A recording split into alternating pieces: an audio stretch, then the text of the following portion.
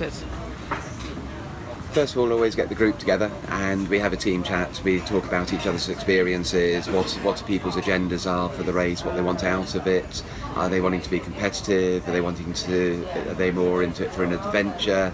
And I make the point to everybody that you've got to be honest, you've got to say to everybody, because we all have to understand what each other wants, and we're all going to have different agendas and objectives. And it's important we all understand those. And then once I get a feeling for what everybody's agendas are, then I start to formulate a plan around that and start to build the team around that, trying to meet as many of the objectives of everybody as possible, knowing that you can't get a 10 out of 10 on every aspect of it, but if you can try and understand the people involved and get them to understand each other, then you can start to build a team with a common goal. And it's important that you get them to have that common goal, which we've all agreed on before the start. Does it help if people themselves understand each other's expectations? Completely, because I think it's, especially on a longer offshore and an ocean race, it's all about empathy, it's all about humility, and to have those, you have to understand each other. And if you don't understand each other, you're not going to have the empathy for the other people on board. So what happens, you're obviously out to win, what happens when you've got people on board who really don't care about the winning? Luckily that doesn't happen too often, and I was asked that on the way over. Everybody had, apart from one person, decided, were very clear that they were in it for a podium position. And so how would you have dealt with it, Philippe, if we'd all said, no, we're just here for a cruise and for the adventure? And to be honest, I've matured a little bit with my aspirations, and I said, actually, I think that would have been fine, because I'm here for you guys, and part of the objective for me is to make sure we get to the other end with everybody having had a great time and achieved their own personal ambitions. And to me, part of the measure of success of any of these campaigns is, does the team want to go to the bar with me for a few drinks and dinner at the end of the campaign? And if the answer to that is no, even if we won it, to me that would be an unsuccessful campaign. And what are some of the typical issues that come up when you're dealing with people who haven't sailed with each other before, and how do you solve them? Good question. Typical issues would be people irritating each other. The little things like who's doing more washing up, who's doing more sail changes, who's packing more spinnakers. And I always say we have an open forum on the boat, we have a briefing every day, and I'll talk about position, weather routing, strategy, but we'll also have 5-10 minutes where everybody has an open forum and they can talk about how they're feeling. And I'll normally drive that and say, okay, start with you, Richard. What are you feeling today? Are you happy? What's gone well for you? What's irritating you? And then you get people to actually open up a little bit.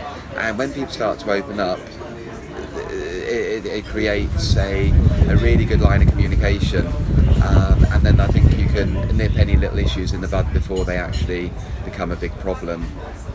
Are they usually issues of fairness? It's an interesting one. The issues evolve and change throughout the race, and a lot of that depends on how well things with the sailing are going or how badly. Also, tiredness levels will have a big impact, and fatigue will have a massive impact on what it is that's annoying people and irritating people.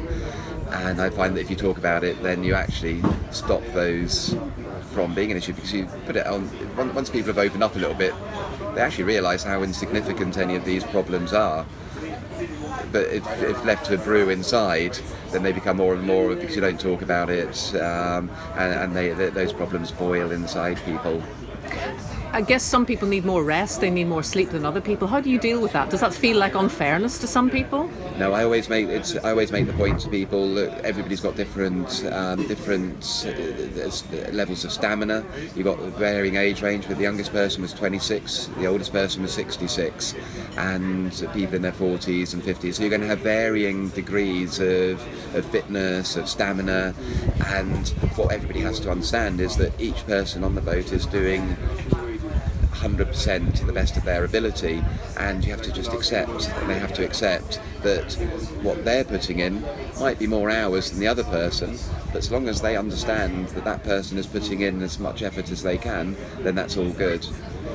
And then I always make the point, those that need a bit more rest, when they're off watch, we don't wake them. If we're doing a sail change, we'll wake the ones who have a little bit more energy. And then that sometimes actually turns around throughout the race. The ones that are now a little bit more rested because they were getting tired might step in when that other person's burning out a little bit. And it creates a healthy respect amongst each other and also encourages people to help each other. What if I've come along and I really want to steer the boat, but actually I'm hopeless at it? What do you do about me? I would try and give you as much tuition and guidance as possible. I'd coach you, I'd stand next to you on the wheel. I would talk through how to feel the waves, how to steer into them, how to steer with the roll, and I'd possibly at some stage take the other wheel and I would steer with you and say, look, just hold the wheel, get a feel for why I'm steering like this, and I'll give you a bit of a commentary. And everybody on the boat steered, and there were 9 of us, and there were quite a few watches where 4 people, they'd all do an hour each. And at the start there were varying degrees of excellence, ranging from inept to reasonably good, and after a little bit of training, confidence levels grew and everybody could, by the halfway stage, helm pretty well.